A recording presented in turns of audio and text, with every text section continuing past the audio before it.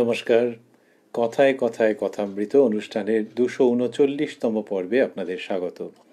আপনারা এই অনুষ্ঠান দেখছেন প্রাণারাম ইউটিউব চ্যানেলে, যেখানে সপ্তাহে 6 দিন সোম থেকে শনিবার সম্প্রচারিত হয় কথায় কথায় কথামৃত, আর রবিবার থাকে শ্রীরামকৃষ্ণ পার্ষদের পূর্ণ জীবন প্রসঙ্গ। সবগুলি অনুষ্ঠানই শুরু হওয়ার সময় রাত্রি 9টা। শ্রী শ্রী রামকৃষ্ণ কথামৃততে আমরা গতদিন ছিলাম এবং আজকেও সানন্দে অবস্থান করব 25শে জুন 1884 প্রসঙ্গে। শ্রীরামকৃষ্ণ কলকাতায় উপস্থিত হয়েছেন শ্রীযুক্ত ঈশান চন্দ্র মুখোপাধ্যায় মহাশয় ভক্ত মানুষ তাঁর বাড়িতে। সেখানে বসে কথাবার্তা হচ্ছিল এবং ওই যে 25শে জুন সেটি রথযাত্রার দিনও বটে, আর সেই দিনকে শ্রীরামকৃষ্ণ শুনেছিলেন যে কাছেই শ্রীযুক্ত চট্টোপাধ্যায় মহাশয়ের বাড়িতে শশধর পণ্ডিত বলে একজন পণ্ডিত মশাই রয়েছেন। ঠাকুর শ্রীরামকৃষ্ণ তার কাছে যাবেন, তার সঙ্গে দেখা করতে এরকম ইচ্ছা প্রকাশ করেছিলেন, যে বিকেলের দিকে যাওয়া হবে এরকম ঠিক হয়েছিল। উনি ঈশান মুখোপাধ্যায়ের বাড়িতে সকাল 10টার কাছাকাছি সময়ে এসেছিলেন।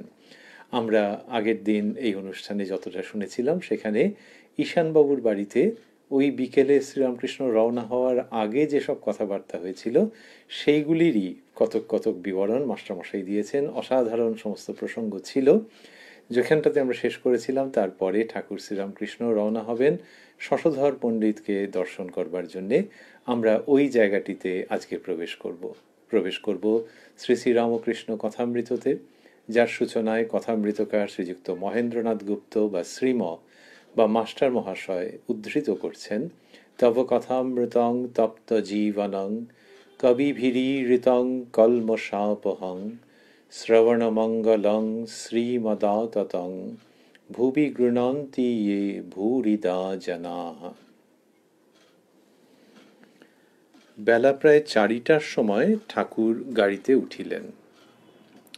অতি কোমলাঙ্গ, অতি সন্তর্পণে তাহার দেহ রক্ষা হয়, তাই পথে যাইতে কষ্ট হয়। প্রায় গাড়ি না হলে অল্প দূরও যাইতে পারেন না। গাড়িতে উঠিয়া ভাব সমাধিতে মগ্ন হইলেন। তখন টিপটিপ করিয়া বৃষ্টি পড়িতেছে।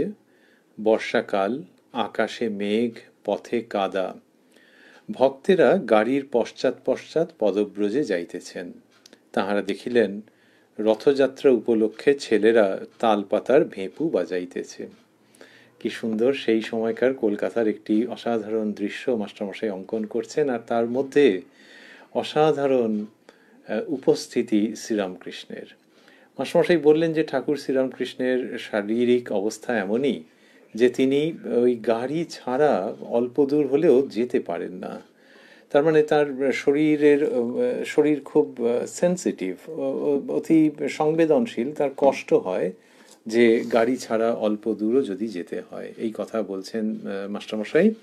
আর বললেন যে অতি কোমলাঙ্গ, অতি সন্তর্পণে তাহার দেহ রক্ষা হয়। এই যে অতি কোমলাঙ্গ, এটি শ্রীরামকৃষ্ণ সম্পর্কে একটি স্তবে রচিত হয়েছে। চিন্ময়ং কোমলাঙ্গং শ্রীরামকৃষ্ণ সম্পর্কে এরকম সংস্কৃত হয়ে বলা হয়েছে। তো তার চিন্ময় দেহ এবং খুব কোমল অঙ্গ, এই কথা শ্রীরামকৃষ্ণ সম্বন্ধে মাস্টারমশাই কোমল অঙ্গ, এই অতি কোমলাঙ্গ বলেছেন, আর স্তবের মধ্যে চিন্ময়ং কোমলাঙ্গং এই কথাটি বলা হয়েছে। তো মাস্টারমশাই লিখছেন যে অতি কোমলাঙ্গ, অতি সন্তর্পণে তাহার দেহ রক্ষা হয়। এইবারে কি হয়েছে, গাড়িতে করে শ্রীরামকৃষ্ণ রওনা হয়েছেন এবং গাড়িতে উঠিয়া ভাব সমাধিতে মগ্ন হইলেন। ঈশানবাবুর বাড়ি থেকে শশধর পণ্ডিতকে দর্শন করতে যাবেন, সেই ঘোড়ার গাড়িতে উঠেই তিনি ভাব সমাধিতে মগ্ন হয়ে গেছেন। তখন টিপটিপ করিয়া বৃষ্টি পড়িতেছে। তাহলে 25শে জুন, তার মানে ওই বর্ষাকাল এসে গেছে, বাষ্প করছে, হয়তো এসেই গেছে।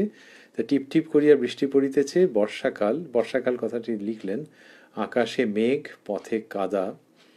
ভক্তেরা গাড়ির পশ্চাৎ পশ্চাৎ পদব্রজে যাইতেছেন। তো এরা হেঁটে হেঁটে যাচ্ছেন, আর শশধর পণ্ডিতের যেখানে আছেন উনি সেই বাড়িটি কাছেই। তো এরা যাচ্ছেন, আর যে দেখলেন যে রথযাত্রা উপলক্ষে ছেলেরা তালপাতার ভেঁপু বাজাইতেছে। সাবেক কলকাতার অসামান্য চিত্র খুব সংক্ষেপে মাস্টারমশাই খুব প্রাণস্পর্শীভাবে উপস্থাপন করছেন। গাড়ি বাটির সম্মুখে উপনীত হইল। দ্বার দেশে গৃহস্বামী ও তাহার আত্মীয়গণ আসিয়া অভ্যর্থনা করিলেন। উপরে যাইবার সিঁড়ি, তৎপরে বৈঠকখানা। উপরে উঠিয়াই শ্রীরামকৃষ্ণ দেখিলেন যে শশধর তাহাকে অভ্যর্থনা করিতে আসিতেছেন। পণ্ডিতকে দেখিয়া বোধ হইল যে তিনি যৌবন অতিক্রম করিয়া প্রৌঢ়াবস্থা প্রাপ্ত হইয়াছেন। বর্ণ উজ্জ্বল, গৌর বলিলে বলা যায়, গলায় রুদ্রাক্ষের মালা। তিনি অতি বিনীতভাবে ভক্তিভরে ঠাকুরকে প্রণাম করিলেন। তৎপরে সঙ্গে করিয়া ঘরে লইয়া বসাইলেন। ভক্তগণ পশ্চাৎ পশ্চাৎ যাইয়া আসন গ্রহণ করিলেন। তো এই শশধর পণ্ডিত মশাইয়ের বর্ণনা দিলেন মাস্টারমশাই। এবার ঠাকুরকে তিনি অভ্যর্থনা করলেন, যথোপযুক্ত করে নিয়ে গিয়ে বসালেন। সকলেই উৎসুক যে তাঁহার নিকটে বসেন ও তাঁহার শ্রীমুখ নিঃসৃত কথামৃত পান করেন। নরেন্দ্র, রাখাল, রাম, মাস্টার ও অন্যান্য অনেক ভক্তেরা উপস্থিত আছেন। আগের দিন আমরা শুনেছি, মাস্টারমশাই লিখেছেন যে ঠাকুর বলেছিলেন মাস্টারমশাইকে যে এই দিন তিনি ঈশানবাবুর বাড়ি যাবেন, মাস্টারমশাই যেন নরেন্দ্রকে সঙ্গে করে নিয়ে আসেন। সেই মতো ওরা দুজনে গিয়ে উপস্থিত হয়েছিলেন। আর এখানে বললেন যে শশধর পণ্ডিতের ওখানে নরেন্দ্র, রাখাল, রাম, মাস্টার ও অন্যান্য অনেক ভক্তেরা উপস্থিত আছেন। হাজরাও শ্রীরামকৃষ্ণের সঙ্গে দক্ষিণেশ্বরের কালীবাড়ি হইতে আসিয়াছেন। এই কথা লিখছেন। আবারও আমরা লক্ষ্য করছি, আগেও করেছি একাধিকবার, যে কারা কারা রয়েছেন সেই বর্ণনা যখন মাস্টারমশাই দিচ্ছেন তখন কিরকম হচ্ছে, নরেন্দ্র, রাখাল, রাম, মাস্টার ও অন্যান্য অনেক ভক্তেরা উপস্থিত আছেন। মাস্টারমশাই নিজের নাম শেষে দিচ্ছেন, তার আগে প্রথমে নরেন্দ্র, রাখাল যারা ওর ছাত্রস্থানীয় তাদের নাম দিয়েছেন, তারপর রামবাবুর নাম, তারপরে নিজের নাম দিচ্ছেন। এইরকমই বিনয় এবং পরিপূর্ণ আত্মবিলোপের প্রচেষ্টা। ঠাকুর পণ্ডিতকে দেখিতে দেখিতে ভাবাবিষ্ট হইলেন। কিয়ৎক্ষণ পরে সেই অবস্থায় হাসিতে হাসিতে পণ্ডিতের দিকে তাকাইয়া বলিতেছেন, বেশ বেশ।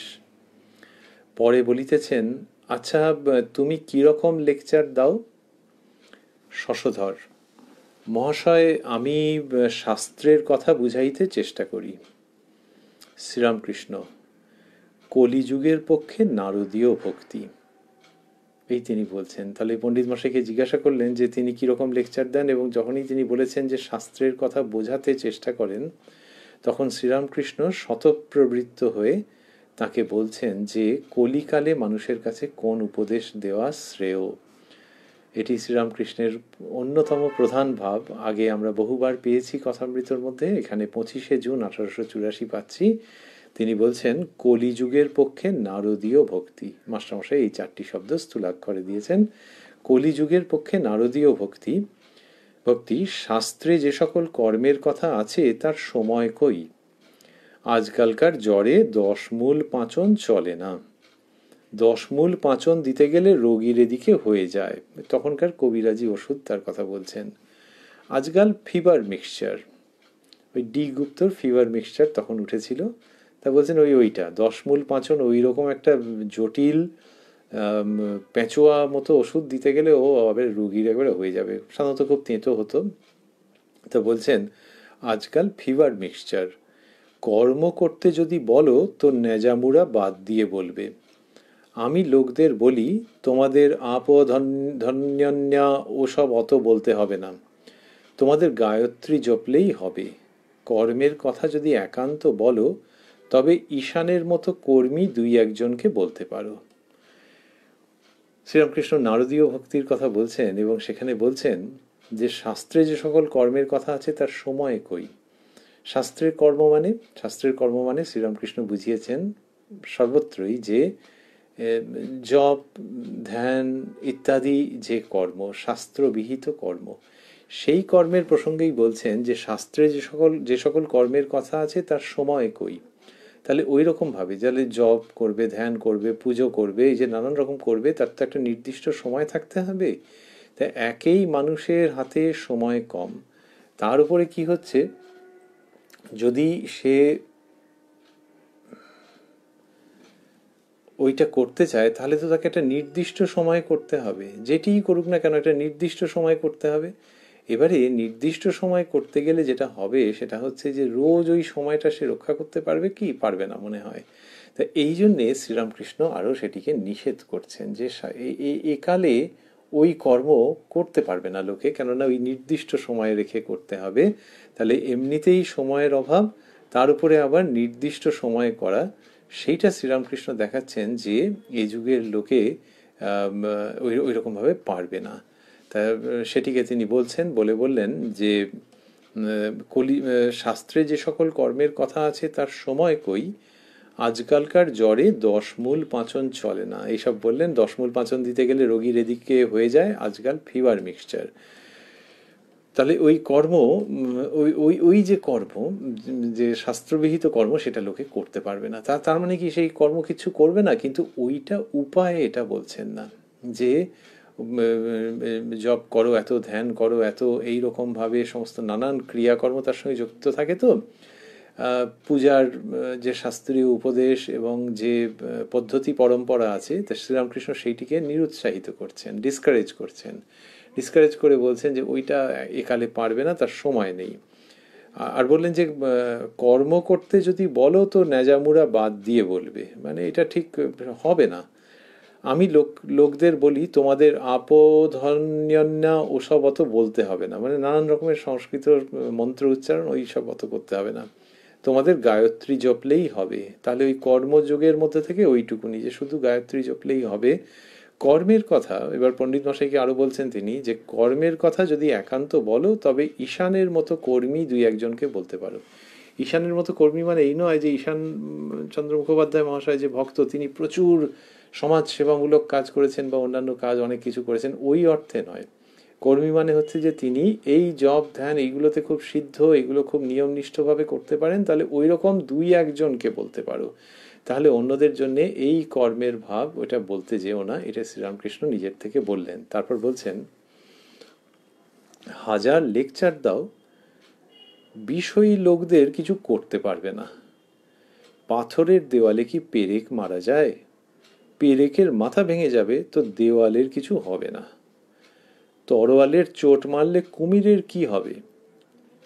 পরপর উদাহরণ দিচ্ছেন এবং বলছেন যে বিষয়ী লোকদের কিছু করতে পারবে না। হাজার লেকচার দাও, বিষয়ী লোকদের কিছু করতে পারবে না। এটার মানে শ্রীরামকৃষ্ণ বলছেন যে যারা ঘোর বিষয়ের মধ্যে আছে সেই লোকেদের তিনি বুঝিয়েছেন। এমন নয় যে সমস্ত সংসারীকে বলছেন, কিন্তু যারা ঘোর বিষয়াসক্ত সেই লোকেদের সম্বন্ধে কথা চলছে। হাজার লেকচার দাও, বিষয়ী লোকদের কিছু করতে পারবে না।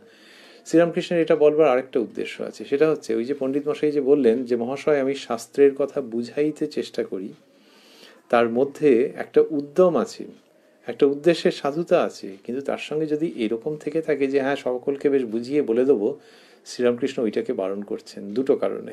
এক হচ্ছে যেরকম সবাইকে তুমি বোঝাতে পারবে না, এটা হবে না। আর এক হচ্ছে আমি বুঝিয়ে বলে দেবো এই ভাব যদি থাকে তাহলে রজগুণ এসে যেতে পারে।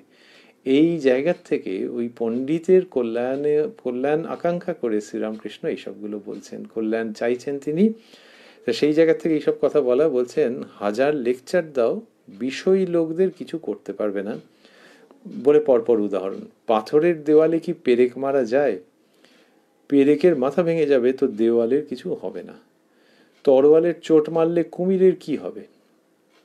সাধুর কমণ্ডলু, মাস্টারমশাই বন্ধনীর মধ্যে লিখেছেন তুম্বা, সাধুর কমণ্ডলু 4 ধাম করে আসে, কিন্তু যেমন তেতো তেমনি তেতো। তোমার লেকচারে বিষয়ী লোকদের বড় কিছু হচ্ছে না, তবে তুমি ক্রমে ক্রমে জানতে পারবে। বাছুর একবারে দাঁড়াতে পারে না, মাঝে মাঝে পড়ে যায় আবার দাঁড়ায়, তবে তো দাঁড়াতে ও চলতে শিখে। বললেন যে তবে তুমি ক্রমে ক্রমে জানতে পারবে। ক্রমে ক্রমে জানতে পারবে মানে এই বিষয়ী লোকদের খুব একটা উপকার হচ্ছে না, এবং তোমারও কোনটা কি বলা উচিত, কতটা বলা উচিত, বা বলেই মানুষের উপকার হয়ে যাবে এই রকম ভাবনা চিন্তার কোনখানে থামতে হবে, এইসবগুলো তুমি বুঝতে পারবে। বললেন যে বাছুর একেবারে দাঁড়াতে পারে না, মাঝে মাঝে পড়ে যায় আবার দাঁড়ায়, তবে তো দাঁড়াতে ও চলতে শিখে। কে ভক্ত কে বিষয়ী চিনতে পারো না, তা সে দোষ তোমার নয়। প্রথম ঝড় উঠলে কোনটা তেঁতুল গাছ কোনটা আম গাছ বোঝা যায় না। শ্রীরামকৃষ্ণ তো ওই অন্তর দর্শন করছেন, দেখতে পাচ্ছেন পরিষ্কার একেবারে, যেমন কাঁচের শার্সির মধ্যে দিয়ে আলমারির ভিতরটা দেখতে পাওয়া যায়। তো এই যে পণ্ডিত মশাই, তার ভেতরে একটা ঈশ্বরীয় ভাব আছে, সেই সঙ্গে খুব আবেগ আছে, সেইখান থেকে তিনি ওই মানুষকে বোঝাবার চেষ্টা করছেন শাস্ত্রের কথা। তো ঠাকুর শ্রীরামকৃষ্ণ প্রেমের সঙ্গে এইটের সীমাবদ্ধতা দেখাচ্ছেন, বলছেন কে ভক্ত কে বিষয়ী চিনতে পারো না, তা সে তোমার দোষ নয়। প্রথম ঝড় উঠলে কোনটা তেঁতুল গাছ কোনটা আম গাছ বোঝা যায় না, যে কোনটা ভালো আর কোনটা সেরকম ভালো একেবারেই নয়। এটা প্রথম ঝড় উঠলে, প্রথম যখন ঝড় ওঠে তখন কি হচ্ছে, প্রচণ্ড ধুলো ওঠে।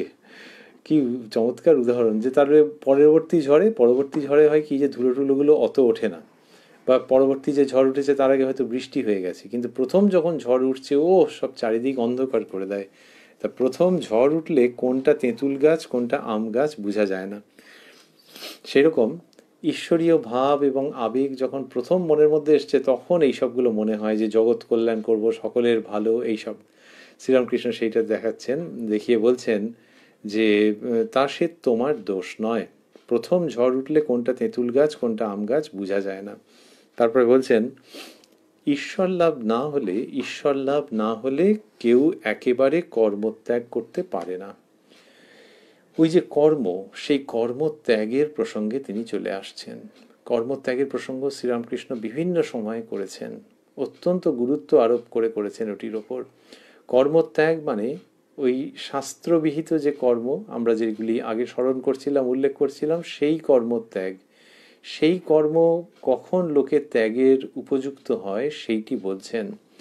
ঈশ্বর লাভ না হলে কেউ একেবারে কর্মত্যাগ করতে পারে না। সন্ধ্যাদি কর্ম কতদিন, যতদিন না ঈশ্বরের নামে অশ্রু আর পুলক হয়। একবার ওং রাম বলতে যদি চোখে জল আসে, নিশ্চয় যেন তোমার কর্ম শেষ হয়েছে, আর সন্ধ্যাদি কর্ম করতে হবে না।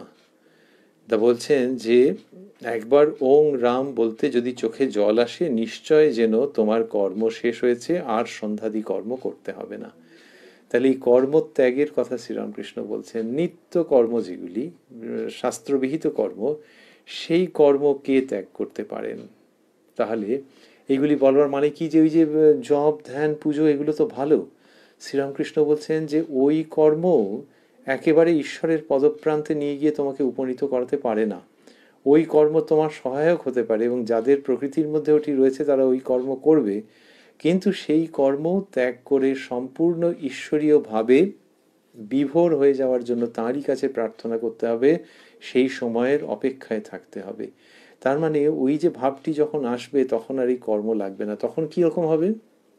তার আগে পর্যন্ত যিনি এই কর্ম করছেন, নিত্যকর্ম ঈশ্বর লাভের জন্য, তার ভাবটি হচ্ছে যে এইগুলি করলে ঈশ্বরকে পাওয়া যাবে। কিন্তু যখন ভেতরে ঈশ্বরীয় ভাবের স্ফুরণ হবে, তখন এইগুলো করলেই তাকে পাওয়া যাবে এরকম নয়। তখন শ্রীরামকৃষ্ণ বলেছেন যে দক্ষিণা বাতাস বইতে আরম্ভ করে।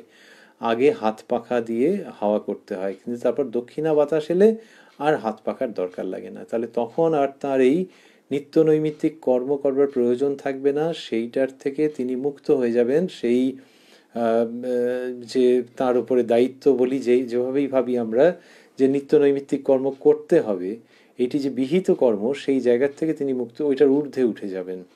আর তারপরেও যদি কখনো ইচ্ছে হলো তিনি পূজা আদি করলেন, কিন্তু ওইটার মধ্যে আর আটকে থাকতে হবে না ওই নিয়মের মধ্যে, এবং ওটির দ্বারাই ঈশ্বরকে পাবেন, এটিও তার ক্ষেত্রে বলবৎ হবে না, কেননা দক্ষিণা বাতাস বইতে আরম্ভ করেছে। শ্রীরামকৃষ্ণ বলছেন যে একবার ওং রাম বলতে যদি চোখে জল আসে, নিশ্চয় যেন তোমার কর্ম শেষ হয়েছে, আর সন্ধ্যাদি কর্ম করতে হবে না।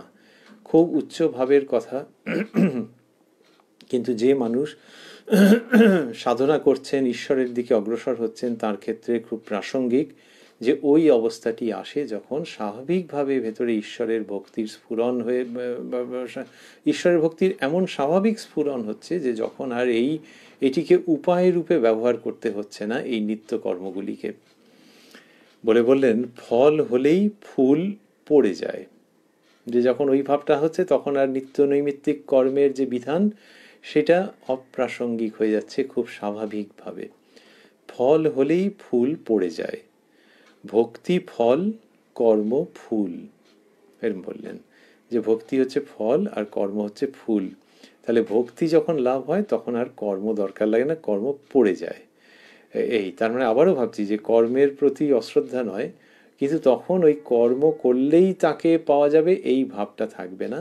তখন হচ্ছে যে হ্যাঁ করতেও পারে নাও পারে, শ্রদ্ধা রয়েছে তার, কিন্তু ওইটি অবশ্য প্রয়োজনীয় এরকম থাকছে না, যেহেতু ওটির দ্বারা যেটি হওয়ার ভক্তি উৎপন্ন হয়েছে, এইবার সেই ভক্তির সহায়ে ঈশ্বরের পাদপদ্মে গিয়ে উপনীত হওয়া। শ্রীরামকৃষ্ণ দৃষ্টান্ত দিচ্ছেন কি সুন্দর, সংসার জীবন থেকেই যেন তুলে নিয়ে আসছেন। বলছেন, গৃহস্থের বউ পেটে ছেলে হলে বেশি কর্ম করতে পারে না, শাশুড়ি দিন দিন তার কর্ম কমিয়ে দেয়।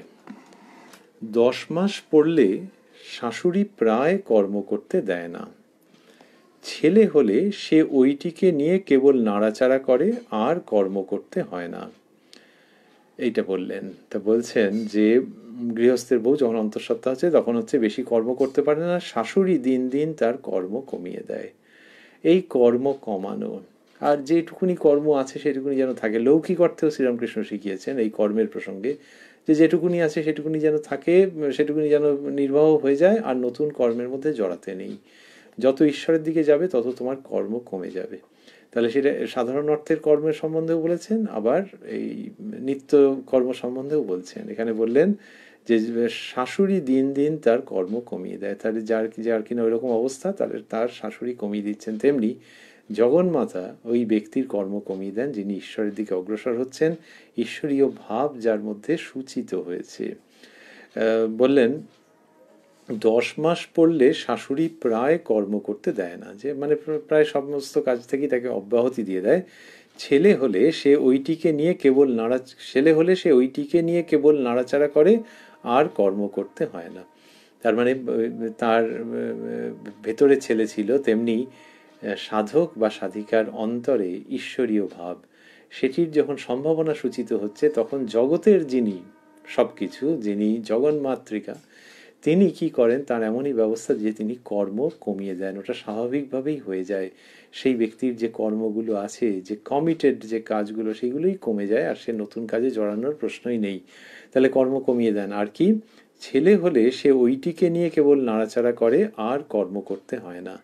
তো যখন ওই ভাবটি পুরোপুরি, যখন ঈশ্বর লাভ হচ্ছে, তখন ওইটিকে নিয়ে নাড়াচাড়া করে। ছেলে যখন হচ্ছে তখন মা কি ভাবছেন, মা ভাবছেন যে ভেতরেই ছিল, এরকম ভাবেন আর অবাক হয়ে যান। তেমনি সাধক বা সাধিকা যখন সেই পরম বস্তু প্রাপ্ত হন, তখন ভাবেন এটি অন্তরেই ছিল।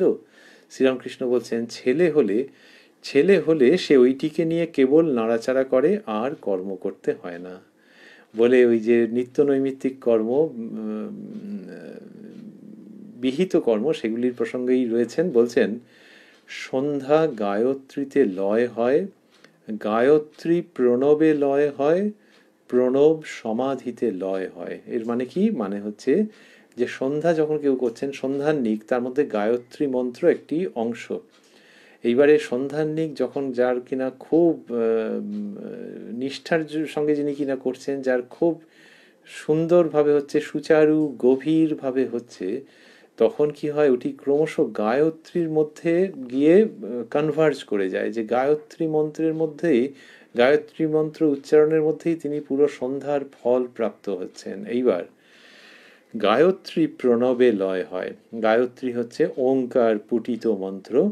তা এই গায়ত্রী মন্ত্র জপ করতে করতে যখন কারো মন আরো অভিনিবিষ্ট হয়ে যাচ্ছে, তখন শুধু ওঙ্কারেই তিনি সবটা পেয়ে যাচ্ছেন। গায়ত্রী প্রণবে লয় হয়, প্রণব সমাধিতে লয় হয়। ওই ওঙ্কারকে অবলম্বন করে যিনি উচ্চারণ করছেন, অন্তরে পুনরাবৃত্ত হচ্ছে যার অন্তরে, সেটি গিয়ে কোথায়? সমাধিতে লয় হয়। বললেন, সন্ধ্যা গায়ত্রীতে লয় হয়, গায়ত্রী প্রণবে লয় হয়, প্রণব সমাধিতে লয় হয়।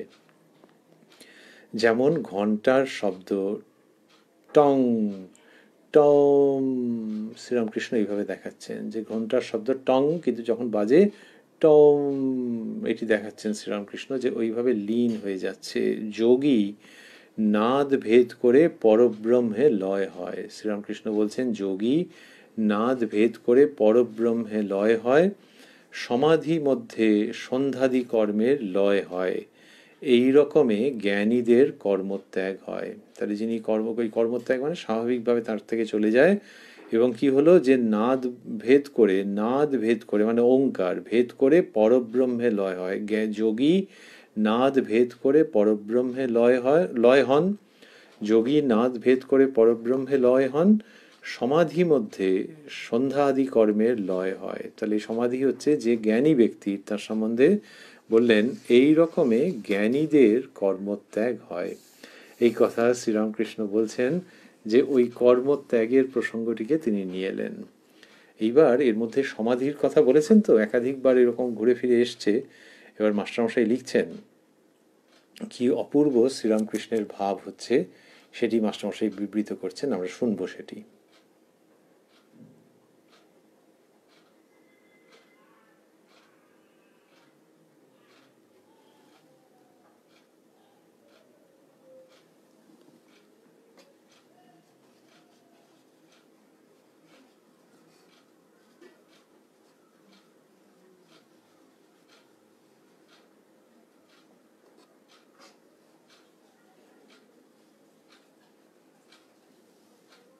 তিনি বলছেন, মাস্টারমশাই বলছেন, সমাধির কথা বলিতে বলিতে ঠাকুরের ভাবান্তর হইল। এই যে বিভিন্ন সময় সমাধি উচ্চারণ করছেন, তো সমাধির কথা বলিতে বলিতে ঠাকুরের ভাবান্তর হইল, তাহার চন্দ্রমুখ হইতে স্বর্গীয় জ্যোতি বহির্গত হইতেছে, আর বাহ্যজ্ঞান নাই, মুখে একটি কথা নাই, নেত্র স্থির, নিশ্চয়ই জগতের নাথকে দর্শন করিতেছেন। অনেকক্ষণ পরে প্রকৃতিস্থ হইয়া বালকের ন্যায় বলিতেছেন, আমি জল খাব। সমাধির পর যখন জল খাইতে চাহিতেন, তখন ভক্তেরা জানিতে পারিতেন যে এবার ইনি ক্রমশ বাহ্যজ্ঞান লাভ করিবেন। তাহলে কি হলো যে সমাধির কথা বলতে বলতে ঠাকুর নিজে সমাধিস্থ হয়ে যাচ্ছেন। কিরকম হচ্ছে যে তাহার চন্দ্রমুখ হইতে স্বর্গীয় জ্যোতি বহির্গত হইতেছে। কি সুন্দর বর্ণনা মাস্টারমশাইয়ের, চন্দ্রমুখ, ঠাকুরের চন্দ্রমুখ বলছেন, তাহার চন্দ্রমুখ হইতে, লোকে বলে চাঁদের মতো সুন্দর মুখখানি, তা এই যে চাঁদের মতো সুন্দর মুখ সেটি শ্রীরামকৃষ্ণের বলছেন। তাহলে তার দৈহিক সৌন্দর্যের দিক থেকে তা নয়, আন্তর সৌন্দর্য, অধ্যাত্ম সৌন্দর্য যেন চন্দ্রের সুষমা নিয়ে একেবারে পৃথিবীর উপরে শতধারে বিকীর্ণ হচ্ছে। তাহার চন্দ্রমুখ হইতে স্বর্গীয় জ্যোতি বহির্গত হইতেছে। তাহলে ওই যে উত্তর কলকাতায় মাস্টারমশাই যেখানটাতে রয়েছেন, শশধর পণ্ডিত মহাশয় যেখানে রয়েছেন, একটু আগে আমরা আগের দিনই শুনেছি যে ঈশান মুখোপাধ্যায়ের বাড়ি ঠনঠনে কালীবাড়ির কাছে, আর শশধর পণ্ডিত তিনি কলেজ স্ট্রিটে রয়েছেন চাটুর্যে মহাশয়ের বাড়িতে। তো ওইখানে 25শে জুন 1884 বিকেলের দিকে শ্রীরামকৃষ্ণ ওই সমাধির কথা বলতে বলতে তার ভাবান্তর হচ্ছে এবং চন্দ্রমুখ থেকে স্বর্গীয় জ্যোতি বহির্গত হইতেছে। এই খোদ কলকাতা শহরে একেবারে নানান চিৎকার চেঁচামেচি আওয়াজ, যেখানে সে একালেও আছে সেকালেও ছিল, সেই কলেজ স্ট্রিটের সেই বাড়িতে ঠাকুর শ্রীরামকৃষ্ণ, এবং বলছেন তাহার চন্দ্রমুখ হইতে, সন্ধে হয়নি তো, তো সন্ধে না হলেই বা কি আছে, শ্রীরামকৃষ্ণ চন্দ্র উদিত হচ্ছেন, তাহার চন্দ্রমুখ হইতে স্বর্গীয় জ্যোতি বহির্গত হইতেছে। এই কথা মাস্টারমশাই লিখছেন যে ঠাকুরের মুখ থেকে এরকম স্বর্গীয় জ্যোতি, শ্রীমুখ থেকে স্বর্গীয় জ্যোতি বহির্গত হইতেছে, আর বাহ্যজ্ঞান নাই, মুখে একটি কথা নাই, নেত্র স্থির, চোখ স্থির হয়ে রয়েছে। তাহলে চোখ স্থির হইলে কেমন দেখাবে? ওই যে চন্দ্রমুখ, তাহলে ওই রকম স্বর্গীয় শোভা বিকীর্ণ হচ্ছে। মাস্টারমশাই বলছেন নিশ্চয়ই জগতের নাথকে দর্শন করিতেছেন। তাহলে জগতের নাথকে দর্শন করিতেছেন এই কথা বলছেন যে নিশ্চয়ই ওরকম হচ্ছে যে জগতের যিনি পতি তাকেই নিশ্চয়ই দর্শন করছেন, সেই জন্যই এরকম অবস্থা। অনেকক্ষণ পরে প্রকৃতিস্থ হইয়া বালকের ন্যায় বলিতেছেন, আমি জল খাবো। তাহলে অনেকক্ষণ হয়েছে, তারপরে তিনি প্রকৃতিস্থ হয়েছেন, তার মানে এই প্রকৃতিতে ফেরত এসছেন, বাহ্য প্রকৃতিতে হয়ে বলছেন আমি জল খাবো। মাস্টারমশাই লিখলেন, সমাধির পর যখন জল খাইতে চাহিতেন, তখন ভক্তেরা জানিতে পারিতেন যে এবার ইনি ক্রমশ বাহ্যজ্ঞান লাভ করিবেন। কি সুন্দর যে ধীরে ধীরে ধীরে ধীরে ওই বাহ্য জগতে তার মন আসছে, এবং তিনি ওই রকম বলছেন যে আমি জল খাবো, এই কথা শ্রীরামকৃষ্ণ বলছেন। ঠাকুর ভাবে বলিতে লাগিলেন, মা সেদিন ঈশ্বর বিদ্যাসাগরকে দেখালি, তারপর আমি আবার বলেছিলাম, মা আমি আরেকজন পণ্ডিতকে দেখব, তাই তুই আমায় এখানে এনেছিস। তা বললেন যে ভাবে বলছেন, মায়ের সঙ্গে ঠাকুরের কথোপকথন হচ্ছে ভাবে, এবং সেখানে তিনি কি বলছেন, বলছেন যে মা সেদিন ঈশ্বর বিদ্যাসাগরকে দেখালি, তারপর আমি আবার বলেছিলাম মা আমি আরেকজন পণ্ডিতকে দেখব, তাই তুই আমায় এখানে এনেছিস। ঈশ্বরচন্দ্র বিদ্যাসাগরের কাছে শ্রীরামকৃষ্ণ উপস্থিত হয়েছিলেন 5ই অগস্ট 1882-তে। তাহলে সেটা প্রায় 2 বছর আগের ঘটনা। সেইটির কথা হয়তো শ্রীরামকৃষ্ণ বলছেন, অথবা ওই যে বললেন ঠাকুর ভাবে বলিতে লাগিলেন, মা সেদিন ঈশ্বর বিদ্যাসাগরকে দেখালি, তাহলে আরেকটা সম্ভাবনা থেকে যাচ্ছে কতকটা, সেটি হচ্ছে যে ওই 1882-তে যে গিয়েছিলেন তারপরেও মা ওই ঈশ্বরচন্দ্র বিদ্যাসাগরকে দেখিয়েছেন, ভাবে দেখিয়েছেন হয়তো। তা যেভাবেই হোক না কেন, তিনি বলছেন যে তারপর তিনি বলেছিলেন যে আরেকজন পণ্ডিতকে দেখবেন, তার বলছেন যে তাই তুই আমায় এখানে এনেছিস।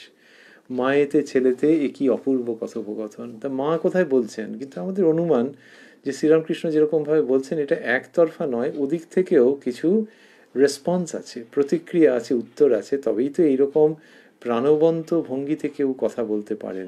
আপনি বলা যায় নাকি, ওদিক থেকেও আছে, সেটি আমরা শুনতে পাচ্ছি না, কিন্তু অনুমান করা যেতে পারে। পরে শশধরের দিকে তাকাইয়া বলিলেন, বাবা আর একটু বল বাড়াও, আর কিছুদিন সাধন ভজন করো, গাছে না উঠতেই এক কাঁদি, তবে তুমি লোকের ভালোর জন্য এসব করছো। কি সুন্দর করে বলা, যে ওই ভেতরটা দেখতে পাচ্ছেন। আর এইমাত্র সমাধিস্থ হয়ে গিয়েছিলেন, সে সমাধি থেকে বুদ্ধিত হওয়ার পর, প্রকৃতিস্থ হওয়ার পর শশধর পণ্ডিত মশাইকে তিনি এইরকম একটা সস্নেহ ভঙ্গিতে বলছেন। কীরকম সুন্দর করে মাস্টারমশাই লিখেছেন যে তার যে বয়স সেটা তো বোঝা যাচ্ছে না, পণ্ডিতকে দেখিয়া বোধ হইল যে তিনি যৌবন অতিক্রম করিয়া প্রৌঢ়াবস্থা প্রাপ্ত হইয়াছেন।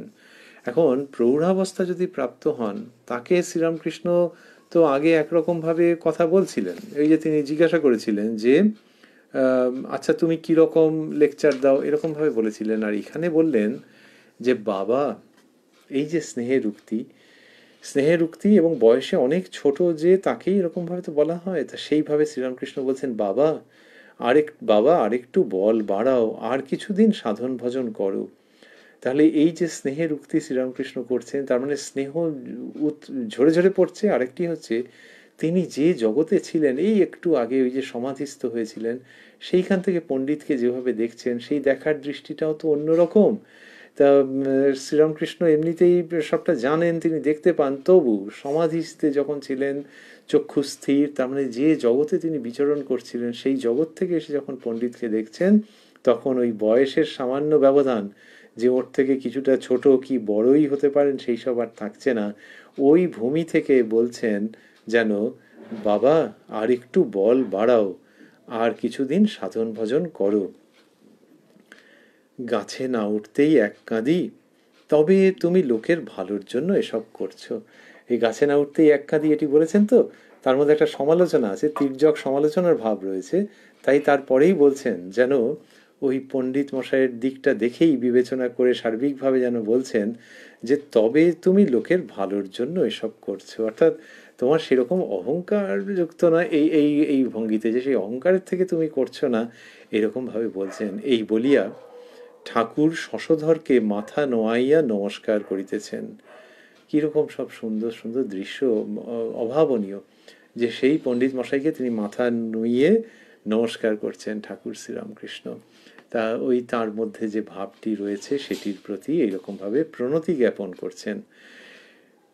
আরও বলিতেছেন, যখন প্রথমে তোমার কথা শুনলুম, জিজ্ঞাসা করলুম যে এই পণ্ডিত কি শুধু পণ্ডিত না বিবেক বৈরাগ্য আছে?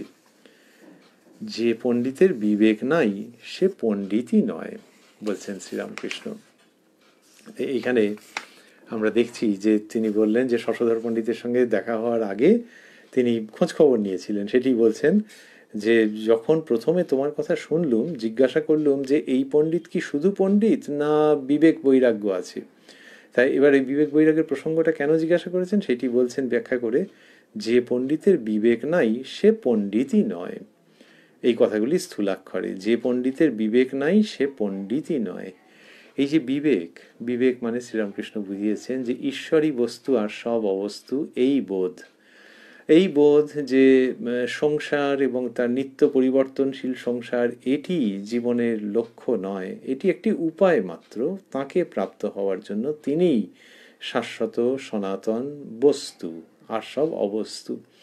এই যে বিবেক বৈরাগ্য, বিচার বিবেক বৈরাগ্য, তাহলে বিবেক আর বিচার খুব খুব নিকট সম্বন্ধে যুক্ত, এবং সেইখান থেকে বৈরাগ্য আসছে।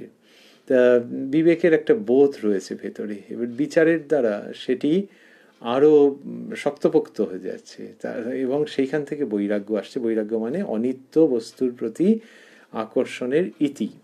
তা শ্রীরামকৃষ্ণ বলছেন যে পণ্ডিতের বিবেক নাই সে পণ্ডিতই নয়, তার মানে পণ্ডিত অর্থাৎ দর্শন শাস্ত্রের পণ্ডিত। তাহলে এই জগতের অসারতা, অনিত্যতার যদি বোধ না থাকে তাহলে সে পণ্ডিতই নয়। কেন? তার তো হয়তো অনেক তিনি জানেন, কেউ তাকে তর্কে হারাতে পারেন না, তার ফলে জগৎ অসার এটাও তিনি বলেন, কিন্তু সেরকম গভীরভাবে ভেতরে বসেনি। তো তিনি অর্থ উপার্জন করেন, তিনি অন্যদেরকে তর্কে পরাস্ত করেন, তাহলে তো তার পাণ্ডিত্য তো আছে। তাহলে শ্রীরামকৃষ্ণ বলছেন যে পণ্ডিতের বিবেক নাই সে পণ্ডিতই নয়। এটির কারণ হচ্ছে যে ভারতবর্ষের যে শাস্ত্র সেটি সবসময় ঘুরে ফিরে কি করছে, জগতের অনিত্যতার কথা বলছে, যে এই জগৎ অনিত্য এটি বুঝতে হবে, এবং তারপরে সেই নিত্যবস্তুর বর্ণনায় নানান রকম আসছে। কোথাও দ্বৈত ভাবের কথা, কোথাও অদ্বৈত ভাবের কথা, কোথাও অদ্বৈত দ্বৈতের মধ্যে একটি অন্য রকমের অবস্থান বিশিষ্টাদ্বৈত যাকে বলা হয়েছে, এরকম নানান রকম বর্ণনার মধ্যে প্রকারভেদ আসছে, কিন্তু সকলেই এক বাক্যে বলবেন যে জগৎ অনিত্য। এখানে শেষ উত্তর নেই। এইটা যেহেতু ভারতবর্ষের দর্শন শাস্ত্রের মূল সুর, তার শ্বাসে প্রশ্বাসে এটি রয়েছে, অতএব ওটি যদি কারুর মনোজগতে না থাকে, চিন্তাভাবনার মধ্যে সংস্কারের মধ্যে দৃঢ়ভাবে প্রথিত না থাকে, তাহলে সে শাস্ত্রকে ধরতেই পারবে না। শাস্ত্রকে যদি সে একটা বৌদ্ধিক প্রক্রিয়ার অন্তর্গত মনে করে তাহলে কিচ্ছু ধরতেই পারেনি। সেই জায়গার থেকে শ্রীরামকৃষ্ণের বলা যে পণ্ডিতের বিবেক নাই সে পণ্ডিতই নয়, এটি একটি ঘোষণা। আরেকটি হচ্ছে যে ওই পণ্ডিত মশাই শশধর এর কাছে তিনি রয়েছেন, তো সেখানে যখন শ্রীরামকৃষ্ণ এই কথাগুলি বলছেন, তার মানে যে ওই শশধর পণ্ডিত তার মধ্যেও যাতে এইটি আসে, যতটা এসছে সেটি যেন থাকে, সুরক্ষিত হয় এবং আরও যেন বাড়ে, বিবেক যেন বাড়ে। তা সেইখান থেকে যে পণ্ডিতের বিবেক নাই সে পণ্ডিতই নয়, এই কথা যখন বলছেন সেটি সকলের জন্যও শিক্ষণীয় এবং শশধর পণ্ডিতের জন্যও অবশ্যই। বলছেন যদি যদি আদেশ হয়ে থাকে তাহলে লোকশিক্ষায় দোষ নাই। আদেশ পেয়ে যদি কেউ লোকশিক্ষা দেয় তাকে কেউ হারাতে পারে না। আদেশ পেয়ে যদি কেউ লোকশিক্ষা দেয় তাকে কেউ হারাতে পারে না। এই আদেশের কথা শ্রীরামকৃষ্ণ বলছেন যে ঈশ্বর স্বয়ং অবতীর্ণ হয়ে সাক্ষাৎকার হয়ে যদি কাউকে আদেশ দেন তবেই সেই ব্যক্তি লোকশিক্ষা দিতে পারে। তো তিনি বললেন যদি আদেশ হয়ে থাকে তাহলে লোকশিক্ষায় দোষ নাই। তার মানে শশধর পণ্ডিতের কাছে আবারও সেই প্রশ্ন উত্থাপন করা যে তোমার কি সেই অবস্থা হয়েছে? আদেশ পেয়ে যদি কেউ লোকশিক্ষা দেয় তাকে কেউ হারাতে পারে না। বাগবাদিনীর কাছ থেকে যদি একটি কিরণ আসে তাহলে এমন শক্তি হয় যে বড় বড় পণ্ডিতগুলো কেঁচোর মতো হয়ে যায়। তো এটা বলছেন যে মা সরস্বতীর কথা বলছেন যে বাগবাদিনীর কাছ থেকে যদি একটি কিরণ আসে, কি সুন্দর করে বলা যে সেই মা সরস্বতী, তার কাছ থেকে একটি কিরণ, সেই মা সরস্বতী তিনিই আদ্যা শক্তি। তো তাঁরই বিভিন্ন নাম, এখানে বাগবাদিনীর কথা বললেন যেহেতু ওই পণ্ডিত, বিচার, তর্ক, দর্শন এসব প্রসঙ্গ আসছে, স্বাভাবিকভাবেই তিনি বলছেন বাগবাদিনীর কাছ থেকে যদি একটি কিরণ আসে তাহলে এমন শক্তি হয় যে বড় বড় পণ্ডিতগুলো কেঁচোর মতো হয়ে যায়। এই যে কেঁচোর মতো হয়ে যায় তার মানে তারা আর কিছু করতে পারে না, তাদের ওই নানান রকমের বিচার বাগ বিতণ্ডা সেগুলো সব স্তব্ধ হয়ে যায় যখন কিনা কেউ বলছেন যার কাছে বাগবাদিনীর কিরণ এসছে, অর্থাৎ যিনি ঈশ্বরের আদেশপ্রাপ্ত, যিনি চাপ হ্রাসপ্রাপ্ত, তার কাছে শুধু তর্কের জন্যে, বুদ্ধির অস্ত্র প্রদর্শনের জন্য কেউ যদি করতে যায় তাহলে কেঁচো হয়ে যায়, এটা বলছেন। তারপর বললেন, প্রদীপ জ্বাললে বাদুলে পোকাগুলো ঝাঁকে ঝাঁকে আপনি আসে, ডাকতে হয় না। তেমনি যে আদেশ পেয়েছে তার লোক ডাকতে হয় না, অমুক সময় লেকচার হবে বলে খবর পাঠাতে হয় না। তার নিজের এমনি টান যে লোক তার কাছে আপনি আসে। তখন রাজা বাবু সকলে দলে দলে আসে, আর বলতে থাকে আপনি কি লবেন, আপনি কি লবেন? আম, সন্দেশ, টাকা কড়ি, শাল এইসব এনেছি, আপনি কি লবেন? আমি সে সকল লোককে বলি, দূর করো, আমার ওসব ভালো লাগে না, আমি কিছু চাই না। শ্রীরামকৃষ্ণ এটা দেখাচ্ছেন যে লোকমান্য হবার যেন ইচ্ছে না থাকে। আর শুধু তাই নয়, যার কিনা লোকমান্য হওয়ার ইচ্ছা নেই আর যে কিনা আদেশ পেয়েছে, কিরকম উদাহরণ দিচ্ছেন, বলছেন প্রদীপ জ্বাললে বাদুলে পোকাগুলো ঝাঁকে ঝাঁকে আপনি আসে, ডাকতে হয় না। যেরকম বাদুলে পোকা এসে যায়, তেমনি যার অন্তরে প্রদীপ জ্বলেছে, ঈশ্বর সাক্ষাৎকার হয়ে যাকে আদেশ দিয়েছেন, তার কাছে মানুষ আপনি আসবে। আর তার লোক ডাকতে হয় না, তেমনি যে আদেশ পেয়েছে তার লোক ডাকতে হয় না। অমুক সময় লেকচার হবে বলে খবর পাঠাতে হয় না। তার নিজের এমনি টান যে লোক তার কাছে আপনি আসে। এটি ওই ঈশ্বরীয় প্রচারের প্রসঙ্গে শ্রীরামকৃষ্ণ একেবারে অতি প্রয়োজনীয় এবং অতি উচ্চাঙ্গের সত্য বিবৃত করছেন, যে তাকে আর ওই লোকমান্য হওয়ার জন্য তো নয়ই, আর লোকে যাতে জানতে পারে এইসব চেষ্টা করতে হবে না, লোক এমনি এসে যাবে যার ঈশ্বরের আদেশ হয়েছে। আর লোকমান্য তখন উল্টো হয়ে যাবে, মানে যদি লোকে প্রশংসা করবে এইরকম যদি কারোর ইচ্ছে থাকে এবং সেইখান থেকে সে যদি লেকচার দিতে আরম্ভ করে, সেখানে শ্রীরামকৃষ্ণ বলছেন তখন রাজা বাবু সকলে দলে দলে আসে, মানে প্রতিষ্ঠিত সব ব্যক্তি, আর বলতে থাকে আপনি কি লবেন? আম, সন্দেশ, টাকা কড়ি, শাল এইসব এনেছি, আপনি কি লবেন? আমি সে সকল লোককে বলি, এটা নিজের কথা বলবার জন্য বলছেন যে তা নয়, ওই শিক্ষার জন্য। আমি সে সকল লোককে বলি, দূর করো, আমার ওসব ভালো লাগে না, আমি কিছু চাই না। তার মানে যখন ঈশ্বরের আদেশ পেয়ে কেউ লোকশিক্ষা দেবেন, তখন না চাইতেই কত দিক থেকে লোকজন তার কাছে ছুটে ছুটে আসবে থরে থরে জিনিস নিয়ে, কিন্তু তখন আর ওগুলো নিতে ইচ্ছে হবে না। এই স্বভাব লক্ষণ ঈশ্বরীয় প্রচারের, সেটিকে শ্রীরামকৃষ্ণ শিক্ষা দিচ্ছেন। বলছেন চুম্বুক পাথর কি, তার নিজের অসামান্য ভাষায় বলছেন, চুম্বুক পাথর কি লোহাকে বলে তুমি আমার কাছে এসো? এসো বলতে হয় না, লোহা আপনি চুম্বুক পাথরের টানে ছুটে আসে। ওই যে শশধর পণ্ডিতের একটা ইচ্ছে যে আমি মানুষজনকে শেখাবো, ওই জায়গাতে শ্রীরামকৃষ্ণ এটি আনছেন তার শিক্ষার জন্য। এরূপ লোক পণ্ডিত নয় বটে, তা বলে মনে করো না যে তার জ্ঞানের কিছু কমতি হয়। এরূপ লোক মানে ওই চুম্বুক পাথর তার ভাষায়, যার ভেতরে ওই ঈশ্বরের সাক্ষাৎকার হয়ে গেছে। এরূপ লোক পণ্ডিত নয় বটে, সে লেখাপড়া জানার লোক নাই হতে পারে। এরূপ লোক পণ্ডিত নয় বটে, তা বলে মনে করো না যে তার জ্ঞানের কিছু কমতি হয়। বই পড়ে কি জ্ঞান হয়? যে আদেশ পেয়েছে তার জ্ঞানের শেষ নাই। সে জ্ঞান ঈশ্বরের কাছ থেকে আসে, ফুরায় না। এই শব্দগুলিকে স্থূলাক্ষরে দেওয়া আছে। যে আদেশ পেয়েছে তার জ্ঞানের শেষ নাই, সে জ্ঞান ঈশ্বরের কাছ থেকে আসে, ফুরায় না। এটি বলছেন শ্রীরামকৃষ্ণ, যে যদি আদেশ পেয়ে থাকে তাহলে হবে, এবং তার ওই জ্ঞান শেষ হয় না। সেটি যেহেতু ঈশ্বরের কাছ থেকে আসে। কিরকম জ্ঞানের শেষ হয় না মানে কি, ঈশ্বর সেগুলো সরবরাহ করেন? শ্রীরামকৃষ্ণ বলছেন বুঝিয়ে, ওদেশে ধান মাপবার সময় একজন মাপে আর একজন রাশ ঠেলে দেয়।